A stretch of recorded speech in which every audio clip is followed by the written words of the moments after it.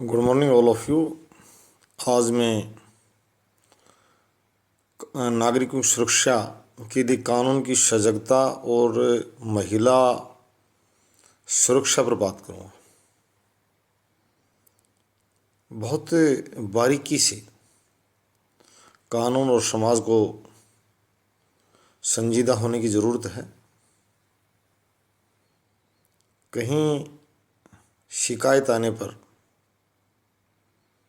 वो भी किसी मामले को लेकर, ये एक आध किसी बहादुर महिला की हिम्मत दिखाने पर, स्वाभिमानी महिला के सामने आने पर, मामला मुश्किल से थोड़ा बहुत कानून के हाथ आ पाता है। जो अपराधी पकड़े जाते हैं, उससे पहले कई बार देखने में आ रहा कि वो बहुत बड़ी संख्या में अपराध कर चुके होते हैं, और ऐसे अपराध जिनका कोई रिकॉर्ड उपलब्ध नहीं हो पाता और जिनसे अपराध उन्होंने कर दिया, वो लोग सामने आने की हिम्मत भी नहीं कर पाते। आज हमें कानून को अमली जामा पहनाने के लिए ज़रूरी है कि ऐसे संवेदनशील पॉइंटों को पहचानें जहां ये कार्य संपन्न किए जाते हैं। अभी ये हालांकि देश में लाखों आश्रम हैं, ऐसे एक आध नहीं, और उनमें बड़ी संख्या में इस तरह के और भी लोग उपस्थित हैं।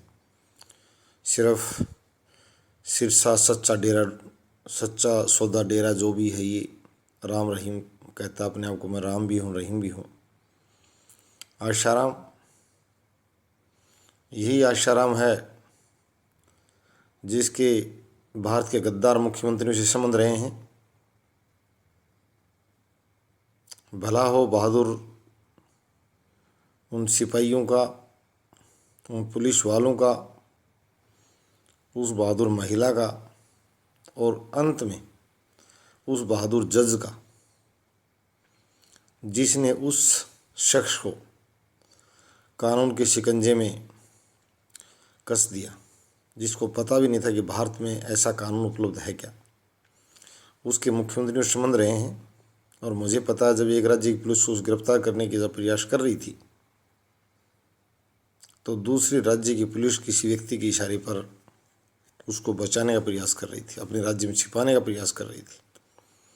बहुत हैरान करने वाली बात है, आज भारत में शिक्षा का स्तर बहुत ऊंचा बढ़ रहा है। जरूरी है ज़रूरतमंद निर्बल व्यक्तियों का शासन और समाज दोनों, अकेला शासन भी इससे काम नहीं चलेगा, दोनों सहारा बने। और ये पिछले दिनों एक महिला महाविद्यालय का भी हरियाणा मामला आया था, जहां बालिका ने बताया था कि ये मैंने ही इसका उजागर किया है, बहादुरी दिखाकर। ये व्यक्ति जो यहाँ प्राचार्य है, उसके साथ कुछ सहायक प्राध्यापक जो असिस्टेंट प्रोफेसर कहते हैं, वो संलिप्त थे। और उस बालिका ने बताया कि बड़े स्तर पर पहले भी इस तरह के अपराध करते रहे हैं। एक ही घिनौना अपराध जो मैं आज शैक्षिक वातावरण की तरफ भी डाइवर्ट करूँगा अभी यहाँ, कि प्रायोगिक परीक्षाओं का शुरू से ही भारत में मजाक बनाया जाता रहा।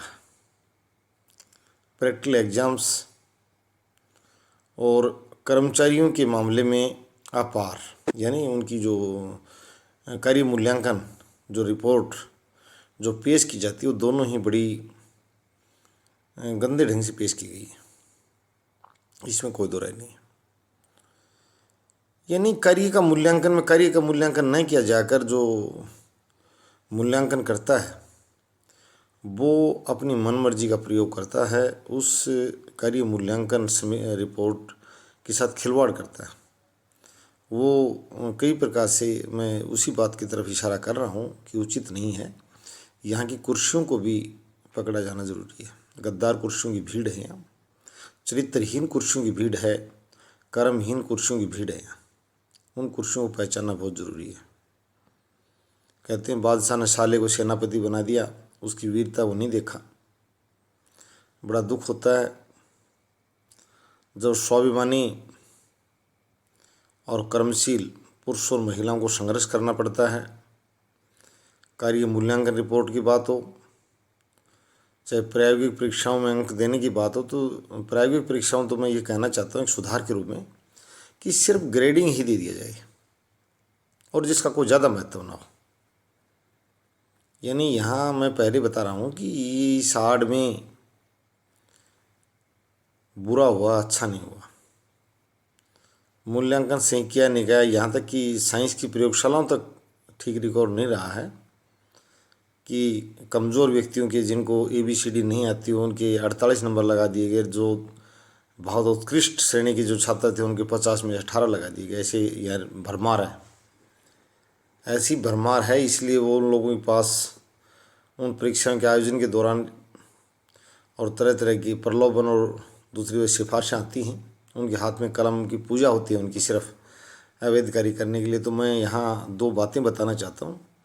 कार्य मूल्यांकन किसी एक व्यक्ति के साथ अंतिम रूप से नहीं, कार्य मूल्यांकन सार्वभौम में जो बड़ी जो सुपरवाइजरी जो पार्टियाँ हों, जिसमें मजिस्ट्रेट बॉडीज भी हों, छोटे स्तर के अधिकारी स्वयं भी, उनका कार्य मूल्यांकन का जो तरीका बहुत ही कमज़ोर होता है। मैं ये भी कहना चाहूँगा जो मजिस्ट्रेट बॉडीज़ हैं वो जाएं स्वयं और राज्य के चुनिंदा प्रतिष्ठानों पर जांच कर ले। मैं ये नहीं कह रहा हूँ कि वो हर पर पहुँचे या वो कह सकते विधि इतना समय उपलब्ध नहीं है, परंतु हरियाणा, पंजाब, हिमाचल, दिल्ली जो यूनानी राज्य हैं, यानी ये ऐसे हैं कि यहाँ की जो क्षेत्र वगैरह देखा जाए तो इनकी बनावट बसावट इस प्रकार से कि यहाँ सक्रिय प्रशासन का उदाहरण पेश किया जा सकता है। मैंने अभी ये 4 राज्य बताए, आपके पूर्वोत्तर के भी ऐसे ही हैं। अच्छा केडर है इनके पास प्रशासनिक और अधिकारियों का, तो और क्षेत्रफल कम है, तो ये संजीदगी दिखाएं और प्रतिष्ठानों पर बिल्कुल जांच बढ़ाएं। मुझे याद है कि एक सरपंच महोदय बता रहे थे भाई यहाँ कोई खास शिकायत कार्रवाई नहीं होती है। भिवानी जिले का एक अस्पताल था, वहाँ वो एक महिला चिकित्सक तैनात थी और वो बड़ी शर्म की बात है कि आकर फर्जी हाजिरी मारकर वेतन को आहरण कर लेती थी। बाद में और उच्च अधिकारियों ने भी उसको कोई खास उस पर कार्रवाई नहीं की। PHC जूही, मैं नाम भी बता देता हूँ, वहाँ कोई तैनात थी महिला चिकित्सक। तो वहाँ सरपंच साहब ने बताया क्या करें, बोलने से पहले कानून फंसाने थाने की धमकी देती। हम बड़े बेबस हैं और हमारी हज़ारों की जो तादाद जो आबादी है वो परेशान है, इसको ऊपर से संरक्षण प्राप्त भी है। तो इस तरह गद्दार अधिकारियों कर्मचारियों को बेनकाब किया जाए, उन पर मजिस्ट्रेट बॉडी सख्ती करें। स्थानीय जो ब्लॉक लेवल पर जो अधिकारी या डिस्ट्रिक्ट लेवल अधिकारी बैठे, ज़्यादा उन पर विश्वास न जताया जाए, क्योंकि वो भी कई बार एक प्रकार से भ्रष्ट चैनल के शिकार होते हैं। उनकी भी जो शक्तियों का प्रयोग इस तरह के वहाँ की कलरीगल लॉबी करती है, जो धन उगाकर और उनका मुंह पोंछती है, जिससे वो उनका मुंह चुप होता है और वो एक प्रकार से पैरवीकार बन जाते हैं। तो ये व्यवस्था लड़खड़ाए नहीं। मैं फिर आह्वान करता हूँ, मैंने कहा था शासक और प्रशासक भ्रष्ट और चरित्रहीन व्यक्तियों को नीचा दिखाओ और आगे बढ़ो, और महिलाओं की सुरक्षा और बहन बेटियों की सुरक्षा के लिए सरकार को मैं फिर चेता रहा हूँ कि होश में आए। और ऐसे सभी, अभी गुड़गांव महिला महाविद्यालय का मामला है, या मैंने ये कहा कि सिर्फ ये एक आसाराम, रामपाल और राम रहीम की बात नहीं, इस तरह प्रतिष्ठान बड़ी संख्या में जो हमारे गरीब लोगों को और उनका शोषण भी करते हैं, और बहुत कम मामले हमारे सामने कानून रूप से आ पाते हैं। तो पुलिस अपनी दबिश बढ़ाए और इस तरह प्रतिष्ठानों पर काफ़ी हद तक अंकुश भी लगाए। धर्म एक बड़ी सावधानी से परिभाषा, अच्छा कार्य करने का नाम ही धर्म है। कहीं जाने की और पाखंड में संलिप्त होने की आवश्यकता नहीं है, और नहीं उन लोगों के पास कुछ शक्ति है। मैं ये बताना चाहता हूँ, हमारे लोगों को सबसे अधिक वो देसी कहावत है कि लोभ गला कटवाता है। यानी उनको भ्रमित किया जाता है कि मैंने शक्ति धारण कर रखी है, मैं आपका भविष्य बदल सकता हूँ, मैं आपका भाग्य बदल सकता हूँ। तो उन लोगों को चेता जाए, उसकी घोषणाओं पर के विरुद्ध भी उसके खिलाफ कार्यवाही की जाए, और इस तरह के जो आश्रम हैं उन पर महिलाओं वगैरह का एक प्रकार से वर्जन सकारात्मक रूप से। ये भी है कि यहाँ उल्टी बकवास भी है सरकार के साथ साथ, यहाँ बेकार के जो है ना समाज सुधारक बहुत है, वहाँ प्रवेश क्यों नहीं दिया जाता। उस मैं ये कर रहा हूँ, इस तरह की जो आश्रम है उन पर मॉनिटरिंग रखें पुलिस, और ये जो दूसरे जो राजकीय प्रतिष्ठान हैं उन पर भी ध्यान रखें। प्रायोगिक परीक्षाएं और साक्षात्कार, वैसे स्वयं हमारी सरकारें स्वीकार कर चुकी हैं साक्षात्कार भ्रष्टाचार का माध्यम है, तो प्रायोगिक परीक्षा और साक्षात्कार पूर्ण रूप से इनका रूप बदल दिया जाए। कार्य मूल्यांकन का बदल दिया, तो एक व्यक्ति साल भर में किसी के कार्य को ये कहने पर न छूटे जाए, ये अंग्रेजी व्यवस्था की पहचान थी, मुगल व्यवस्था की पहचान थी कि गद्दार पैदा करो। जो सिर्फ, कल भी मैं एक गद्दार का वीडियो देख रहा था, जो बार बार जनता द्वारा निर्वाचित व्यक्ति था, उसने कभी ये नहीं कहा कि मैं जनता के प्रति आभारी हूँ। उसने बार बार ये कहा मैं पार्टी के प्रति आभारी हूँ, मेरी पार्टी के वरिष्ठ नेताओं के प्रति आभारी हूँ, मुझे बड़ा दुख पहुँचा। और वो एक ठीक पद से विदा हो रहा था, किस पद से। उसकी भाषा गरिमापूर्ण नहीं थी कहीं से भी, कि ये पहले बता दिया, लोकतंत्र प्रधानमंत्री हो, राष्ट्रपति हो, जनता द्वारा जनता के लिए, और आभारी जनता के लिए। इनके पास कुछ नहीं है। निर्वाचित व्यक्ति इस बात को न भूलें, मोर की तरह अपने पैर देखें पहले। सिर्फ जनता द्वारा निर्वाचित हैं, उनको कहीं से शक्ति नहीं है, ये भ्रम है। किसी पार्टी के नेता टिकट देने से कोई विधायक नहीं बन जाता, विधायक को सांसद नहीं बन जाता। विधायक या सांसद बनते हैं जनता के द्वारा उसके पक्ष में मतदान करने पर।